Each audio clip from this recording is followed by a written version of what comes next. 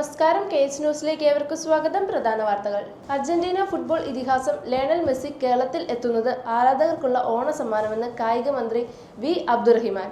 മുഖ്യമന്ത്രി പിണറായി വിജയനുമായി കൂടിയാലോചിച്ച് അർജന്റീന ഫുട്ബോൾ ടീമിന്റെ സൗഹൃദ മത്സരത്തിനായുള്ള ഒരുക്കങ്ങൾ നടത്തുമെന്നും മന്ത്രി വി അബ്ദുറഹിമാൻ വ്യക്തമാക്കി. ഫിഫ ലോകകപ്പ് ജേതാക്കളാണ് മെസ്സി ഉൾപ്പെടുന്ന Argentina football team. Lionel Messi ഉൾപ്പെടുന്ന അർജന്റീന ഫുട്ബോൾ ടീം നവംബറിൽ കേരളത്തിലെത്തി സൗഹൃദ മത്സരം കളിക്കുമെന്ന് അർജന്റീന ഫുട്ബോൾ അസോസിയേഷൻ തന്നെയാണ് ഇന്ന് സ്ഥിരീകരിച്ചത്.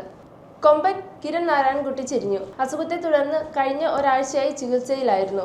നാട്ടകം സ്വദേശി പുത്തൻപുരയ്ക്കൽ മധുവിന്റെ ഉടമസ്ഥതയിലുള്ള ആനയാണ്. ജയസൂര്യ നായകനായ തൃശൂർ പൂരം സിനിമയിൽ അഭിനയിച്ചിട്ടുണ്ട്.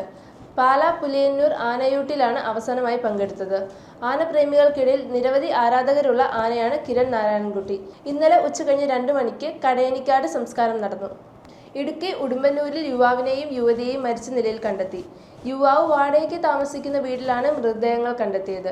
ഉടുമ്പന്നൂർ സ്വദേശി ശിവഘോഷ്, പാറത്തോട് സ്വദേശി മീനാക്ഷി എന്നിവരെയാണ് മരിച്ച നിലയിൽ കണ്ടെത്തിയത്.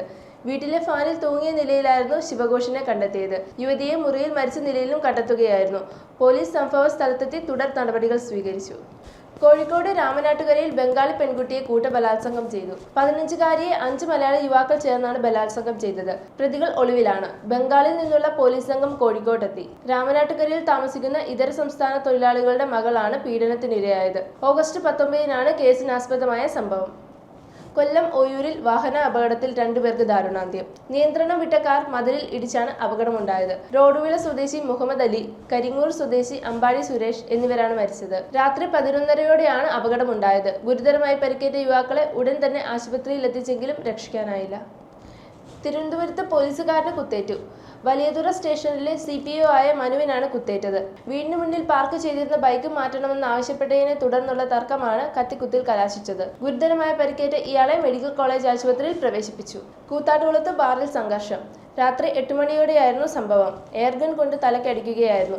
സംഭവത്തിൽ 3 പേർക്ക് പരിക്കേറ്റിട്ടുണ്ട്. സംഘർഷം നടക്കുമ്പോൾ ബാർ ജീവനക്കാരനാണ് പോലീസിന് വിവരം അറിയിച്ചത്. സംഭവത്തിൽ പാലക്കുഴ സ്വദേശികളെ പോലീസ് കസ്റ്റഡിയിലെടുത്തിട്ടുണ്ട്. കോഴിപ്പള്ളി, പാലക്കുഴ സ്വദേശികൾ തമ്മിലാണ് സംഘർഷമുണ്ടായത്. ഉത്തരാഖണ്ഡിലെ ചമോലി ജില്ലയിൽ മേഘവിസ്ഫോടനം. നിരവധി പേരെ കാണാതായി. ചമോലിയിലെ തരാലി മേഖലയിൽ വെള്ളിയാഴ്ച രാത്രിയോടെയാണ് മേഘവിസ്ഫോടനം. തരാലിയിലെ നിരവധി പ്രദേശങ്ങളിൽ വീടുകൾക്കും കെട്ടിടങ്ങൾക്കും നാശനഷ്ടമുണ്ടായി.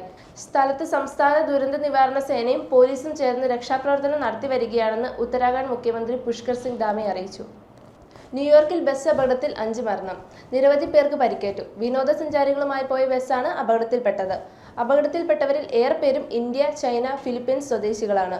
നയാഗ്ര സന്ദർശിച്ച് അമേരിക്ക, കാനഡ അതിർത്തി വഴി ന്യൂയോർക്കിലേക്ക് പോയ ബസ് ദേശീയപാതയിൽ വെച്ച് നിയന്ത്രണം വിട്ടതാണ് അപകടത്തിന് കാരണം. ഇതോടെ വാർത്തകൾ കഴിഞ്ഞു. നമസ്കാരം.